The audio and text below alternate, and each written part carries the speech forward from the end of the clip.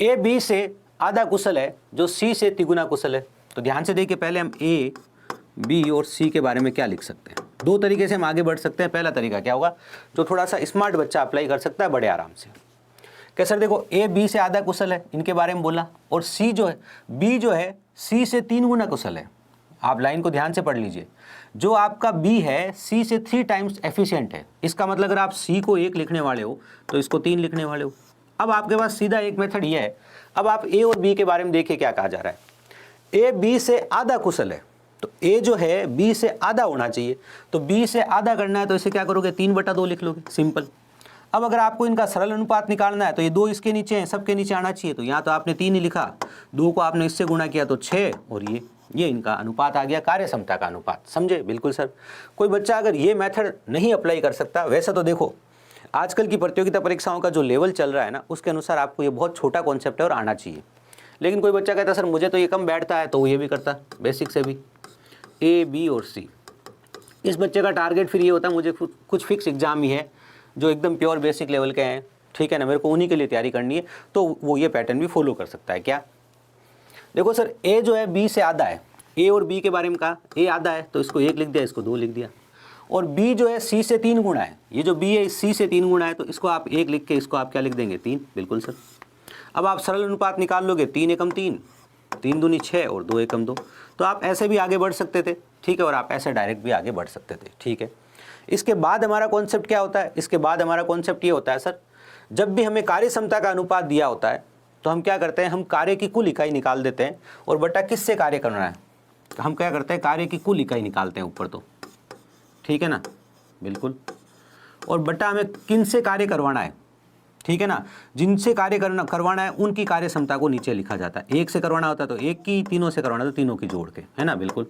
कुल कार्य की इकाई कैसे निकाली जाती है, तो हमें किसके दिन पता है, हमें बी के बारे में पता है कि बी अगर अकेला काम करता तो 6 दिन में कर देता।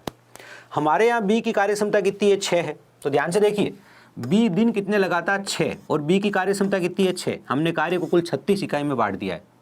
अब ये कार्य हम तीनों से करवाना चाह रहे हैं, तो 6, 3, 9, 10, 11 टोटल जो कार्य क्षमता हम काम में लेंगे वो 11 काम में लेंगे। तो ये हो गया आपका कितना, 36/11। 36/11 क्या हो गया, 3 सही 3/11। अब यहाँ पर दिक्कत ये है सर, 3 से शुरू होने वाले तो कई उत्तर है, ठीक है, तो इसका मतलब आपको 3/11 को भी हल करना पड़ेगा, ठीक है, कर लीजिए। आपने पहले तो पॉइंट लगाया तो ये 30 हो गया, 11 दूना कितना हो गया, 22 हो गया, कितना बच गया आपका 8 0 और 11 7 77, तो 3.27। 3.27 क्या आ गया, आपके सवाल का जवाब आ गया। सिंपल कार्य था, ज़्यादा गणना नहीं करनी थी। आई होप आपको बात समझ में आई है। लीजिए, बी और सी एक काम को 40 दिन में पूरा कर सकते हैं। बी और सी अगर मिल जाए तो किसी काम को 40 दिन में कर सकते हैं, ठीक है सर। ए बी और सी इस काम को 20 दिन में पूरा कर सकते हैं, ठीक है। ए अकेला इस काम को कितने दिन में पूरा कर सकता है। मैं 2 मेथड के ऊपर बात करूंगा।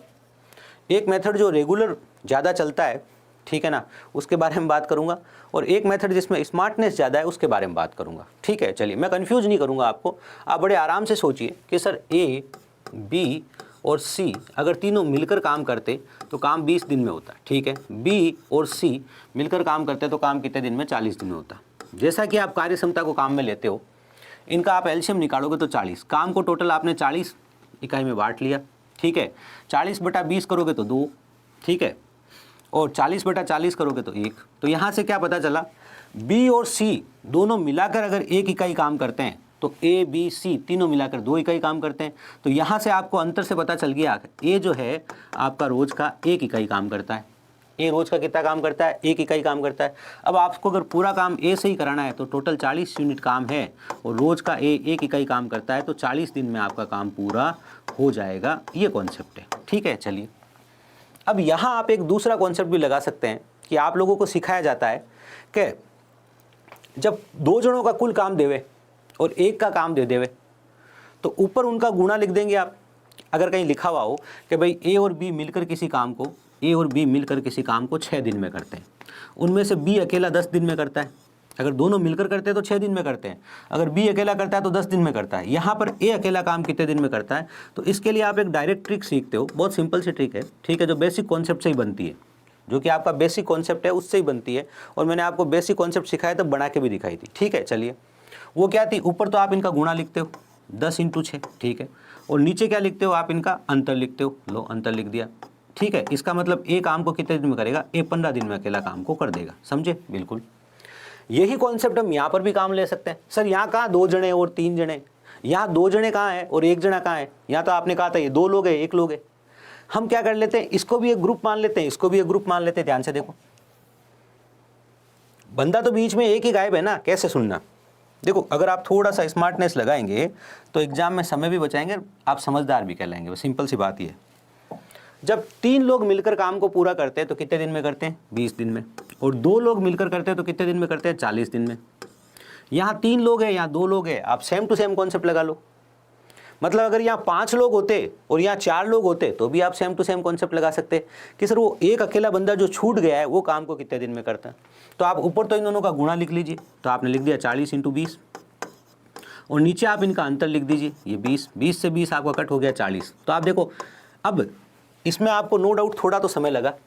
इसमें आपको क्या समय लगा, आपको लिखना था 40 × 20 और बट्टा में अंतर लिखना था 20, 20 से 20 कट गया, 40 दिन उत्तर आ गया। ठीक है, दोनों बातों पे विचार कीजिएगा। चलिए, ए और बी 12 दिन में एक काम पूरा कर सकते हैं, ठीक है सर। बी और सी 16 दिन में काम पूरा कर सकते हैं और ए और सी 24 दिन में काम पूरा कर सकते हैं, तो तीनों मिलकर काम को कितना दिन में कर लेंगे। ये एक बहुत ही फेमस सवाल है जिसमें आपका ए और बी, जब आप ए और बी को शामिल करते हो तो काम 12 दिन में होता है। ठीक है, अब जब आप बी और सी को शामिल करते हो तो 16 दिन में।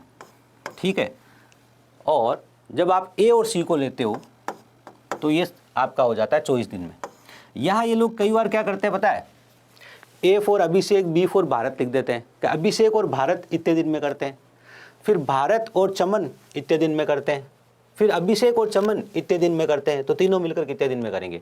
तो वो भी सवाल वही है, उन्होंने ए बी का नाम चेंज करके ए और बी नहीं लिखकर वहाँ पर कोई नाम लिख दिया है। तो ऐसा सवाल जब इस रूप में आए तो आपसे होना चाहिए। अब 12, 16 और 24 का आप एलसीएम निकालोगे तो देखो 24 तो है नहीं, क्योंकि 16 के पहाड़े में 24 आता नहीं, 24 दूना 48 तीनों पहाड़े में आता है। 12 चौक कितना हो गया सर, 48 हो गया, 16 तिया 48 हो गया और 24 दूना 48 हो गया। इनको आपने जोड़ा 4, 3, 7, 8, 9। ये जो आपकी कार्य क्षमता का योग 9 आया है, ये इन 3 बंदों की मिलाकर नहीं आया। क्यों नहीं आया सर, यहाँ ये 2 बंदे थे, यहाँ ये 2 बंदे थे और यहाँ ये 2 बंदे थे, तो ये 6 बंदों की मिलाकर कार्य क्षमता का योग क्या आया है, 9 आया है। तो 3 बंदों की कार्य क्षमता इसकी आधी हो जाएगी। आप तो ऐसे कह सकते हो कि सर देखो ध्यान से, हमने लड्डू कॉन्सेप्ट की बात कर लो, जो मैं आपको क्लास में सिखाता हूँ लड्डू कॉन्सेप्ट, इनका योग 9 है सर। इसका मतलब ये है ए और बी मिलकर 4 लड्डू खाते हैं, बी और सी मिलकर 3 लड्डू खाते हैं, ए और सी मिलकर 2 लड्डू खाते हैं। इन तीनों को आप जोड़ोगे तो 2 बार ए आया है, 2 बार बी आया है और 2 बार सी आया है। तो ए जब 2 बार आता है और बी जब 2 बार आता है और सी जब 2 बार आता है तो ये 9 लड्डू खाते हैं। लेकिन अगर हम इनको एक एक बार ही बुलाएंगे तो ये 9/2 लड्डू खाएंगे। तो जो कार्य क्षमता हमें काम में लेनी है वो 9/2 लेनी है। अब हमें कितना कार्य कराना है, 48 इकाई काम कराना है। तो ध्यान से देखो 48/9/2 है ना, बिल्कुल सर। अब ये 3 से कट रहा है तो आप 3 से काट लो, ठीक है ना, 9 से तो कट नहीं रहा है, 3 से कट रहा है तो 16 तिया 48, 16 दूना 32, 32/3।